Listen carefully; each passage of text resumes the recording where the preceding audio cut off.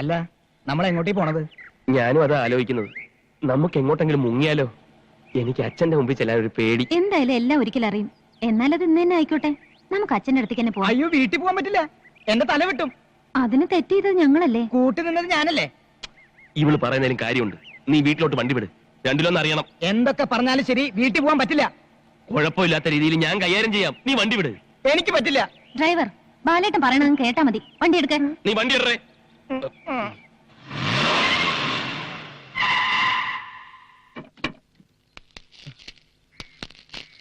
എന്താ പരിപാടി? നീഞ്ഞൊന്ന് ഇത് പിടി. ഓ, ഞാൻ നിന്റെ അച്ഛന്റെ അടുത്തേക്ക് പോകുന്നു. വെറുതെ ഒച്ചപ്പാടുണ്ടാക്കുന്നു. എന്നെ അവര് പിടിച്ച് പുറത്താക്കുന്നു. കല്യാണം കഴിച്ചുകൊണ്ടാണ് അവര് പുറത്താക്കുന്നതെന്ന് കാറിലിരിക്കുന്ന ലക്ഷ്മി മനസ്സിലാക്കുന്നു. മൊത്തത്തിലൊരു കളി, അത്രേ ഉള്ളൂ. ഇതൊക്കെ ശരിയാവോ? എനിക്ക് പേടിയാവോ? ഇതുമാതിരിയുള്ള ചുറ്റിക്കളിക്ക് നീ കുറച്ചുകൂടി തന്റെ ഇടം കാണിക്കണം. നീ കാറിലിരി, ഞാനൊന്ന് സംസാരിച്ചു നോക്കട്ടെ. പെണ്ണ് പൂമാല. ദൈവമേ, കൊച്ചുമൈലാലിയുടെ കല്യാണം കഴിഞ്ഞു.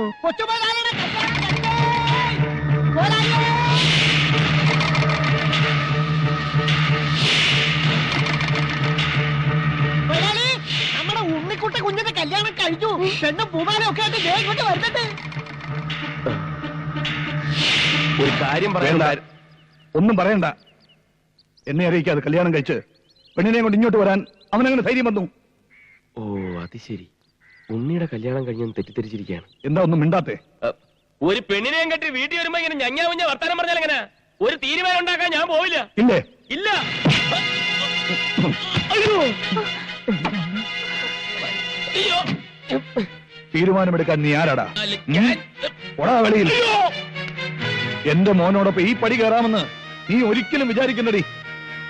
അഭിമാനമുള്ളവനാ മാട്ടുപ്പെട്ടി മഹാദേവന്റെ മകൻ. നോക്കിക്കോ, ഈ നാട്ടിൽ കൂലിയായിട്ട് നടന്ന് നിങ്ങളെ നാട്ടിക്കും. വല്ല ചേരിയിലും പോയി താമസിക്കും. എങ്ങനെ ജീവിച്ചാലും എനിക്കൊരു പ്രശ്നമല്ല. എന്റെ മോൻ ഇതോടെ മരിച്ചു കഴിഞ്ഞു. ഇറങ്ങി പോടാ വെളിയിൽ. ഞങ്ങൾ പോകും, പിന്നെ തിരിച്ചു വിളിക്കരുത്. പോകാൻ. വണ്ടിയിലോട്ട് കയറിയട്ടെ. അച്ഛൻ ഇത്രയ്ക്ക് ചൂടാവാൻ എന്താ കാര്യം? നീ ഒന്നും കേട്ടില്ലേ? എനിക്കൊന്നും മനസ്സിലായില്ല. ഒന്നും മനസ്സിലായില്ലേ? അത് നന്നായി. നീ വണ്ടി ചേരിയിലോട്ട് വിട്, ഞാൻ കാണിച്ചുതരാം. വാശിയെങ്കി വാശി. രക്തമായി പോയില്ലേ?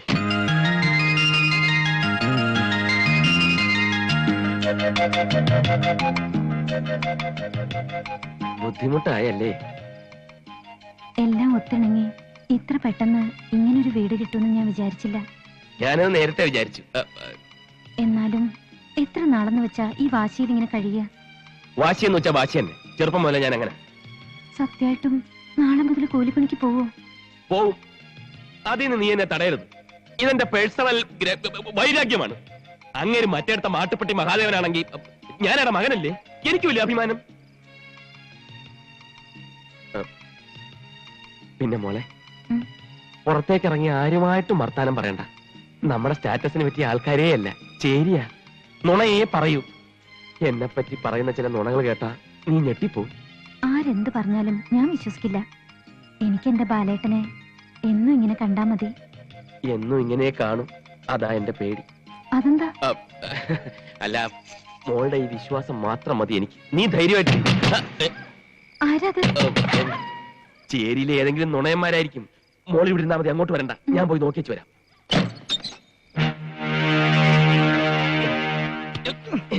നീ എന്താ ഈ പാതിരാത്രിക്ക്? ഞാൻ പിന്നെ എങ്ങോട്ട് പോവും? നീയൊക്കെ കൂടി ഒലത്തി എന്റെ വീട്ടിൽ ചെന്ന് ഓതിയത് എന്റെ കല്യാണം കഴിഞ്ഞാണല്ലോ. എന്നൊന്ന് കാണാൻ കൂട്ടാക്കാതെ, ഞാൻ പറഞ്ഞത് കേൾക്കാൻ നിൽക്കാതെ എന്റെ വീട്ടിൽ തന്നെ പുറത്താക്കി. ഓ, എപ്പോ? തമാശിക്കല്ലേ? പതുക്കെ, ലക്ഷ്മി കേൾക്കും. ലക്ഷ്മി കേക്കട്ടാ. ഞാൻ ഈ കഥ ഒന്ന് ചാരി. വീടും കൂടില്ലാത്ത എനിക്കിനി ഒന്നും നോക്കാനില്ല. ഞാനിപ്പോ വിളിച്ചു പറയും നീ മഹാദേവന്റെ മകനല്ലാന്ന്. ചേരി ചെന്താമര അതും പറയും. നീ എന്നെ വരട്ടാൻ നോക്കണ്ട ലക്ഷ്മി. ഉപദ്രവിക്കാതെ, ഇന്നെന്റെ ആദ്യ രാത്രിയാണ്. കാളരാത്രിയാണ്. നീ ഒന്ന് സമാധാനിക്ക്, നമുക്കെല്ലാം ശരിയാക്കാം. എങ്ങനെ ശരിയാക്കാം? ഞാൻ പ്രാർത്ഥിക്കണം. എവിടെ കയറി പോന്നു? ആരോ വരുന്നുണ്ടല്ലോ.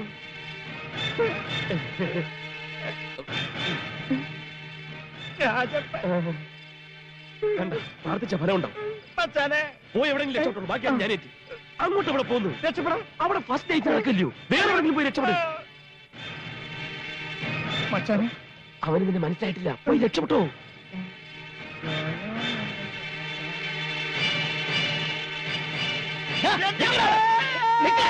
രാജപ്പനെ ഓടിക്കരുത്, ഞാൻ സ്പീഡ് കൂട്ടും. അയ്യോ അമ്മേ. നമ്മുടെ ഡ്രൈവറാ, ഇത് അവന്റെ വീടാ. പൊതുകടിയുണ്ടോ സുഖമാണോ എന്നൊക്കെ അന്വേഷിക്കാൻ വേണ്ടി വന്നാ. പാവം അയാളെന്തിനാ ഓടുന്നു?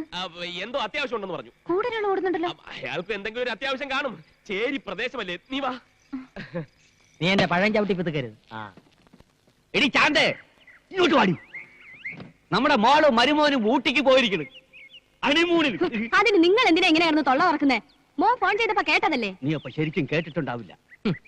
ഇപ്പൊ കല്യാണം കഴിക്കണ ഏത് തെണ്ടി ഹണിമൂണിന് പോണത് ഊട്ടിയിലോട്ടാണ്. പക്ഷെ ഞാൻ എന്റെ മോളെ ആഫ്രിക്കയിലോട്ടാണ് ഹണിമൂണിന് അയക്കാൻ പോണത്. എന്റെ ചെവിക്ക് ഒരു കുഴപ്പമില്ല, പതുക്കെ പറഞ്ഞാ മതി. ഞാൻ നിന്റെ കൂടെ അല്ലടേ പറഞ്ഞു. കേട്ടല്ലോ, ഇപ്പൊ മതിയായല്ലോ. എന്തിന്?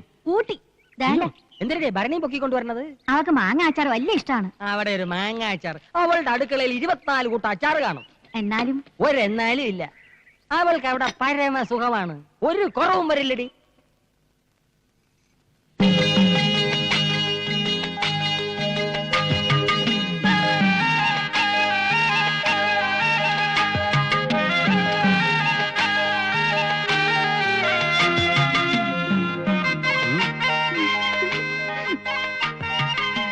എന്റെ അച്ഛൻ മാട്ടുപ്പെട്ടി മഹാദേവനോടുള്ള വാശി ഇന്നു മുതൽ ഞാൻ ആരംഭിക്കുകയാണ്. മനസ്സിലായില്ലേ? ആദ്യത്തെ ലോഡിറക്കാൻ പോവാണെന്ന്. എനിക്ക് വേണ്ടി പ്രാർത്ഥിക്കണം.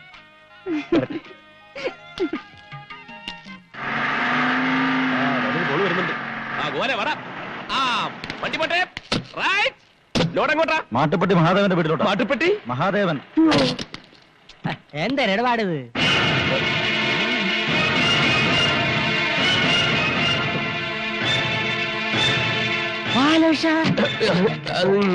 ഞാനല്ല.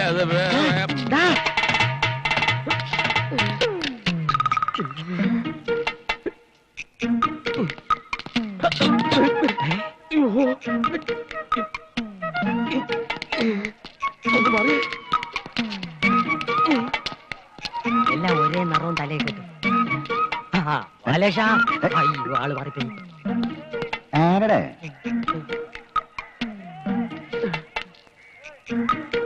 ആളെ മനസ്സിലായില്ല, പോയെന്നാ തോന്നുന്നു. രക്ഷപ്പെട്ട്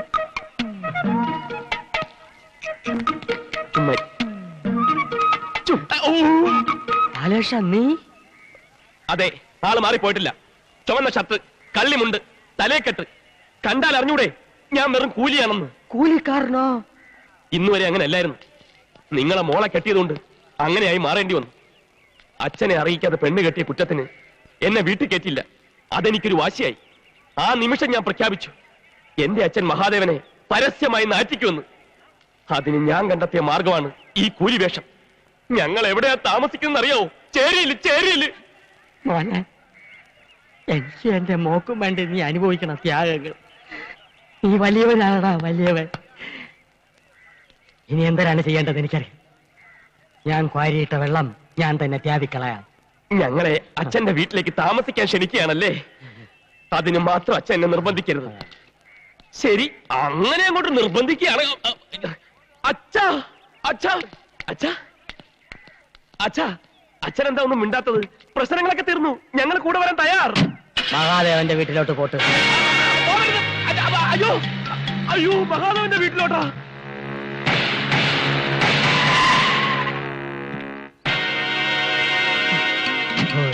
എന്താ വീട് പണക്കാരൻ തന്നെ. ആരാ? ഞാനാ. ഞാനെന്ന് പറഞ്ഞ അറിഞ്ഞൂടെ? ഞാൻ കുബേര, കുമാർ കുബേര. ഇരുന്നാട്ടെ. ഇരിക്കാം. ഒരു തരത്തിൽ പറഞ്ഞ ഞാനും താനും തന്തമാര്. താൻ തന്റെ മോന്റെ തന്ത, ഞാൻ എന്റെ മോടെ തന്ത. ഈയിടെ തന്റെ മോൻ ഒരു പെണ്ണിനെയും കെട്ടിക്കൊണ്ട് ഇവിടെ വന്നു. താൻ അവരെ പള്ളു വിളിച്ച് പുറത്താക്കി. ശരി എന്നെ. ഇനി തുറന്നങ്ങോട്ട് പറയാം, എന്റെ മോളെയാണ് തന്റെ മോൻ കെട്ടിയിരിക്കുന്നത്. കയറ്റി ഇരുത്തിട്ട് ഇറങ്ങിപ്പോവാൻ പറയില്ല. നമുക്കെല്ലാം പറഞ്ഞു ഒതുക്കാം. ഒരു ഒത്തുതീർപ്പിന് ഞാൻ തയ്യാറല്ല. ഇല്ലെങ്കിൽ തന്റെ മോൻ മുഴുനീള കൂലിയായി പോകും. ഓട്ടടോ. എന്നാലും മാട്ടുപ്പെട്ടി മഹാദേവന് ഈ നാട്ടിലൊരു വിലയുണ്ട്. വിലയിടിയാൻ തന്റെ മോൻ കെട്ടിയിരിക്കുന്നത് ഒരു പിച്ചക്കാരന്റെ മോളയല്ല, എന്റെ മോളയാണ്. കുബേര അണ്ടി കമ്പനി, കുബേര കേറ്റിയർ കമ്പനി, കുബേര ജൗളിക്കട, കുബേര ബ്ലേഡ് കമ്പനി, ഇതിന്റെയൊക്കെ മുതലാളിയാണ് ഞാൻ. സ്വർണത്തിന് ഇത്തിപ്പൂരം വില കുറഞ്ഞെങ്കിലും ഞാൻ 250 പവൻ കൊടുത്തു. ഇനിയും വേണോ തരാം. സ്ത്രീയനം വേണോ അതും തരാം. പക്ഷെ ഞാൻ പോലീസിന്റെ കൂടെ പറയൂല. മകന്റെ അച്ചു വീട്ടിൽ നിന്ന് കൊണ്ടിരുന്ന സമ്പാദ്യം കൊണ്ട് തിന്നു കഴിയേണ്ട ഗതികേട് മഹാദേവനില്ല. സ്വത്തും പണവും ഞാൻ പ്രശ്നമാക്കിയിട്ടില്ല. അവൻ കെട്ടുന്ന പെണ്ണിന് തറവാടിത്തം, അന്തസ്, അഭിജാത്യം, ഇത് മൂന്നും വേണം. ആ മൂന്നെണ്ണം എനിക്ക് കൊണ്ടുപോവാ. ഇല്ല, നിങ്ങൾക്കതില്ല. ഉണ്ടായിരുന്നെങ്കിൽ ചെറുക്കന്റെ വീട്ടുകാരുമായിട്ടൊന്ന് ആലോചിച്ചേനെ. ചെറുക്കന്റെ തന്ത മരിച്ചിട്ടില്ലല്ലോ. ഇല്ല, എന്റെ അനുവാദമില്ലാതെ നടന്ന ഈ വിവാഹം അംഗീകരിക്കാൻ ഈ മാട്ടുപ്പെട്ടി മഹാദേവൻ അത്ര വിശാല മനസ്കനൊന്നുമല്ല. ഒരേ ഒരു മോനല്ലേ ഉള്ളൂ, ഒന്നുകൂടി ഒന്ന് ആലോചിച്ചിട്ട്. എനിക്കൊരു മകനുണ്ടായിരുന്നു, അവൻ മരിച്ചിട്ട് ഒരാഴ്ചയായി. അയ്യോ, നാക്കി കുരുവരണ വർത്താനൊന്നും പറയല്ലേ. ഇറങ്ങി പോട വെളിയിൽ. താൻ മാട്ടുപ്പെട്ടി മഹാദേവനല്ല, മാട്ടുതൊട്ടി മഹാദേവൻ. ഇറങ്ങി പോട പുറത്ത്. ഓടേ മാട്ടുപട്ടി. വണ്ടിയുടെ എന്താ ഇത്? കൊറേ നേരായാലും എന്നെ പിടിച്ചിവിടെ നിർത്തിയിട്ട്. എന്താ കാര്യം? അത് അച്ഛനോടുള്ള പ്രതികാരം തീർക്കാൻ പോയിട്ട് വന്നപ്പോ തുടങ്ങിയതാണല്ലോ ഈ ടെൻഷൻ. എന്താ വല്ലവരും കളിയാക്കിയോ? കാണും കാണും. മഹാനായ മഹാദേവന്റെ ഒരേ ഒരു മോനല്ലേ കൂലിപ്പണിക്ക് ഇറങ്ങിയത്. കളിയാക്കാണ്ടിരിക്കോ? ലക്ഷ്മി, ഇപ്പോ പറയാനും വയ്യ പറയാതിരിക്കാനും വയ്യ എന്നൊരവസ്ഥയിലാണ് ഞാൻ. എന്നാ പറ. നീ മാട്ടുപ്പെട്ടി മഹാദേവന്റെ മോനല്ല ആണോ? അല്ല. അല്ല എന്ന് പറയാൻ എന്തൊരു ഇത്ര കുമ്മിട്ടം? കായ ഉണ്ടായ ശേഷം ആദ്യമായിട്ടാണ് എന്റെ മാനം കിടന്നത്. അതിന്റെ മനോവിഷമം തീർക്കാൻ രണ്ടെണ്ണം അടിച്ചിട്ടാണ് വന്നിരിക്കുന്നത്. ഇങ്ങനെ ഒരു മോനെ പറ്റി എന്തെങ്കിലും സ്നേഹമോ ദൈവോ ഉണ്ടായിരുന്നെ അയാൾ എന്റെ കൂടി വർത്തമാനം പറയാമായിരുന്നോ? അപ്പൊ ഒന്നും അറിഞ്ഞില്ലല്ലേ? വെറും വൃത്തികെട്ട മനുഷ്യൻ. നിന്റെ തന്റെയായതുകൊണ്ട് പറയല്ല, വെറും തറ തൊട്ടി ഒരു കൾച്ചറും ഇല്ലാതെ തെണ്ടി. അയക്ക് പഠിപ്പില്ലടേ. അച്ഛാ, നീയൊന്നും പറയണ്ട. എന്തിനാണ് എടുക്കുള്ള വെച്ച് എടുത്തോണ്ട് വാ, നമുക്ക് വീട്ടിൽ പോവാം. അതേന്നെ ഞാനും പറഞ്ഞത്. നീ എളുപ്പം പോയി പെട്ടി ശരിയാക്ക്. എന്റെ ഷർട്ടെല്ലാം എടുത്ത് വെക്കണേ. നിന്റെ ഷർട്ട് എന്തിനാണ് എടുക്കണത്? ഞാൻ എവിടെ മാത്രമേ കൊണ്ടുപോകുള്ളൂ. അച്ഛാ. കൊച്ച, നീ പ്രതികാരം ചെയ്യേ, ജേരി താമസിക്കുക, ചുമട് എടുക്കുക, എന്തൊരു പുല്ലുള്ളിലും ചെയ്. പക്ഷെ എന്റെ മോളെ ഈ ഓലക്കുരയിലിട്ട് നരയിപ്പിക്കാൻ ഞാൻ വിട്ടുതരൂല. നീ നിന്റെ തന്തയാനെ തൊപ്പിച്ചിട്ട് അയാളുമായിട്ട് എന്റെ വീട്ടിൽ വാ, അപ്പൊ ഞാൻ മോളെ തരാം. ഞാൻ വരില്ല. അതുവരെ ഞാൻ ഇവിടെ കഴിഞ്ഞോളാം. നീ വരും. ഞാൻ വരില്ല.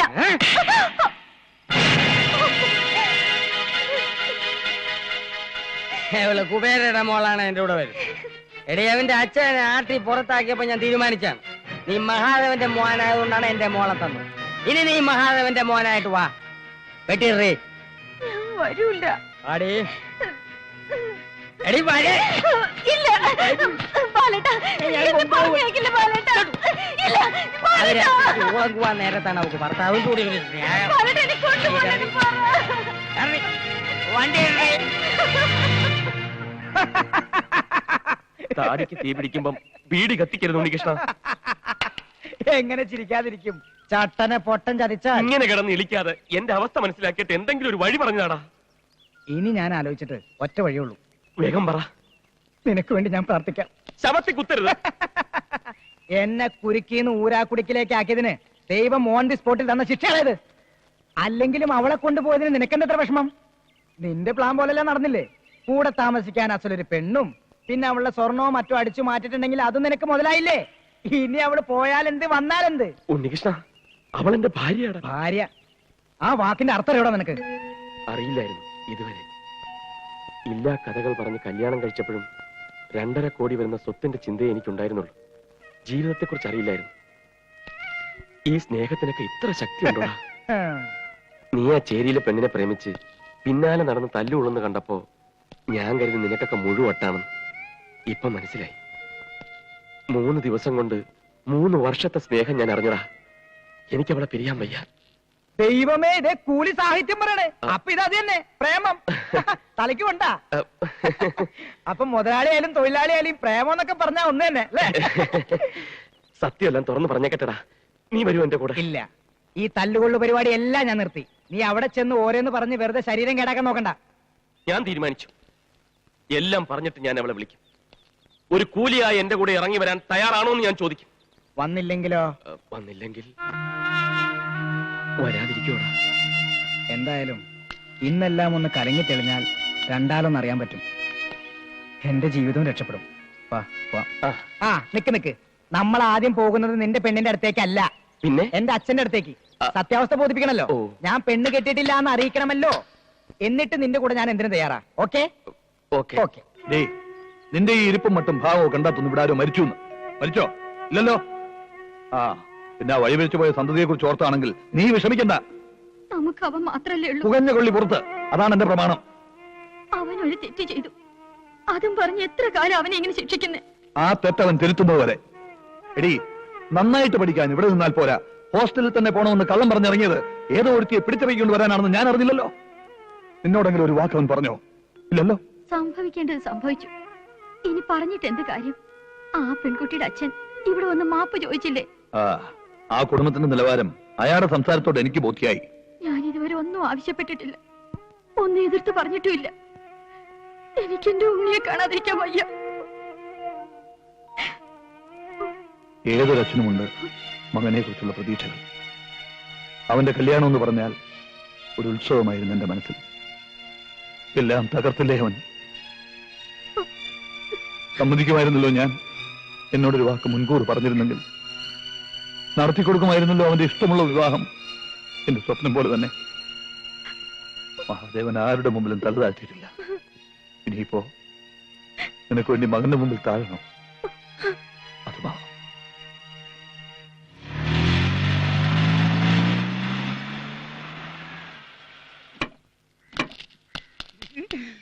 കുഞ്ഞേ, എല്ലാം ശരിയായി. എന്ത്? ഇനി ഇങ്ങനെ ഒളിച്ചും പാറ്റ് നടന്ന് കട്ടി ഇനി ഒന്നും വേണ്ട. നേരെ കൊണ്ടുവരാൻ പോയിക്കല്ലോ. ഇയാൾക്കെന്താ വട്ട് പിടിച്ച? എനിക്ക് വട്ട് പിടിച്ചിട്ട് അച്ഛനെന്തിനാ? ഭാര്യ വെട്ടിപ്പോയി. അമ്മയുടെ വീട്ടിലോ? കുഞ്ഞിന്റെ ഭാര്യ വെട്ടി. കുഞ്ഞിനെ ഭാര്യ ഒന്ന് കാണണമെന്ന് കൊച്ചമ്മ, കാണണ്ടാന്ന് മൊയിലാളി. ആകെ ജഗപുക. അവസാനം ഒരു ഒത്തീർപ്പിലെത്തി രണ്ടാളും കൂടെ കൊച്ചിന്റെ ഭാര്യയെ വിളിച്ചോണ്ട് വരാൻ വേണ്ടി പോയില്ല. അവർ പോയിട്ട് ഇപ്പൊ എത്ര നേരമായി? അരമണിക്കൂറായി. ഉണ്ണിക്ക് നീ വണ്ടി കയറേ. നിർത്തി വെക്കട്ടെ, അവരിപ്പൊ എത്തും. സന്തോഷം. പുള്ളിക്കാരി പോകാണ്ടില്ലേ?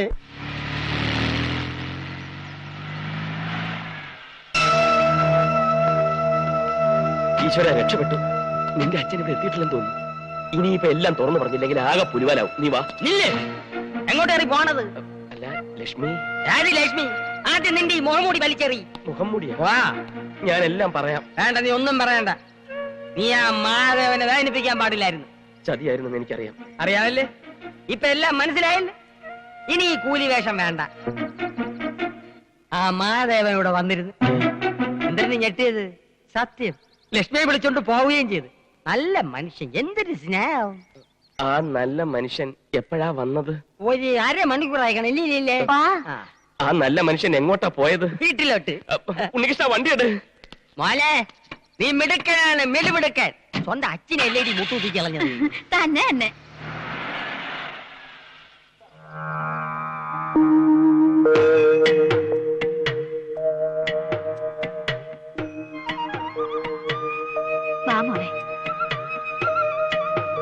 ദൈവമേ, ഗുലുമാലിൽ നിന്നും ഗുലുമാലികളിലേക്കാണല്ലോ കാര്യങ്ങൾ നീങ്ങുന്നത്. നീ എന്റെ അമ്മയുടെ മുഖത്ത് സന്തോഷം കണ്ടോ? എന്റെ ഭാര്യയാണെന്ന് വിശ്വസിച്ചിരിക്കുക. പാവം. നീ ലക്ഷ്മിയുടെ മുഖത്തേക്ക് നോക്കി. എല്ലാ പ്രശ്നങ്ങളും തീർന്നു കരുതി സന്തോഷിച്ചിരിക്കുക. എനിക്കാകെ പേടിയാവാ. നീ വാ. ദൈവമേ. ഉണ്ണി, കണ്ടു ഒരു. ഇപ്പൊ ചാടിക്കരുതെന്ന് പറയണ്ട, വലിയ വഴക്കാവും. ഞാൻ വഴക്കൊന്നും പറയില്ല. ഒക്കെ ക്ഷമിച്ചു എന്ന് കൂട്ടിക്കോ. അല്ല, താനല്ലേ ഇവന്റെ കല്യാണം കഴിഞ്ഞ് ഇവനെ ഇങ്ങോട്ട് കൂട്ടിക്കോട്ടോ? സാർ ഇതിനായിട്ട് അതൊന്നും മറന്നില്ലേ? വലിയ കൂട്ടുകാരനാ. ഞങ്ങൾ ഒരുമിച്ചാ സ്കൂളിൽ പഠിച്ചത്. എന്ത് ചെയ്യുന്നു? ഞാൻ പ്രത്യേകിച്ച് പണിയൊന്നുമില്ല. ബാലകൃഷ്ണൻ അത്യാവശ്യമായിട്ടൊരു ജോലി വേണം. നമ്മുടെ ഡ്രൈവറുടെ പോസ്റ്റ്. ഡ്രൈവറോ? അയ്യോ, ഈ വേഷം പത്രാസം നോക്കണ്ട. എന്ത് ജോലിയും ചെയ്യും. ആള് ഭയങ്കര പരോപകാരിയാ. അങ്ങനെയാണെങ്കിൽ ഒരു കണ്ടീഷൻ ഉണ്ട്. എന്താ? ഡ്രൈവർ ഇവിടെ തന്നെ താമസിക്കണം. സമ്മതമാണോ? അച്ഛൻ പറഞ്ഞത് ശരിയാ, ഇവിടെ തന്നെ താമസിക്കണം. അല്ലെങ്കിൽ രാത്രി ഞാൻ വണ്ടി ഓടിക്കേണ്ടി വരും. വേണ്ട. ശരി ശരി ശരി. എന്ത് പറയുന്നു? ശരി ശരി. അങ്ങനെയാണെങ്കിൽ ഡ്രൈവറുടെ മുറിയൊക്കെ കാണിച്ചു. ഇപ്പൊ ചാടി കയറി പറഞ്ഞിരുന്നെങ്കിൽ എന്തായനെ? ഇനി എല്ലാ കാര്യങ്ങളും ഞാൻ പറയാം, നീ അതുപോലെ അങ്ങ് ചെയ്താ മതി. എനിക്ക് ലക്ഷ്മി ഒന്ന് കാണണം.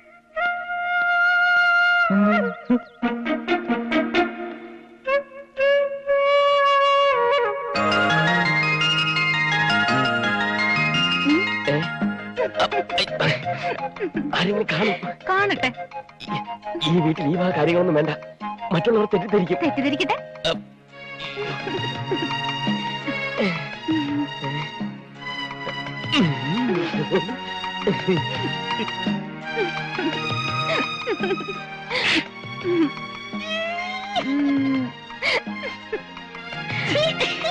ഒരു കാണുമില്ല. അങ്ങോട്ട് പോട്ടാ. അപ്പൊ അതാര്?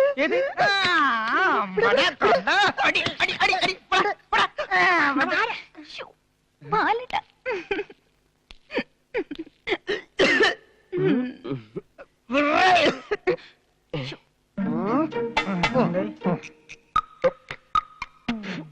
ആ കാഴ്ച പോയതാ, കാഴ്ച പോയതാ.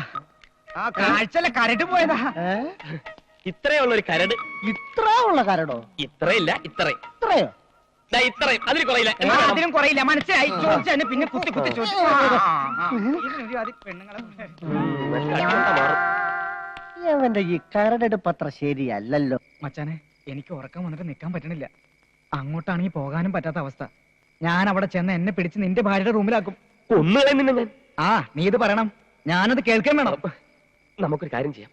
ആർക്കും സംശയം തോന്നാത്ത രീതിയിൽ നമുക്ക് ഒരുമിച്ച് പോകാം. എന്നിട്ട് എന്നെ റൂമിലാക്കിയിട്ട് നീ വിളിച്ചാ വിളിയേക്കുന്ന എവിടെയെങ്കിലും പതുങ്ങിക്കിടന്നുറങ്ങിക്കോ. ഇതിനൊക്കെ തിരിച്ച് സഹായം ചെയ്യാടേ. പറഞ്ഞാ പോരാ, ചെയ്യണം. ചെയ്യാന്നല്ലേ പറഞ്ഞത്? നീ വാ.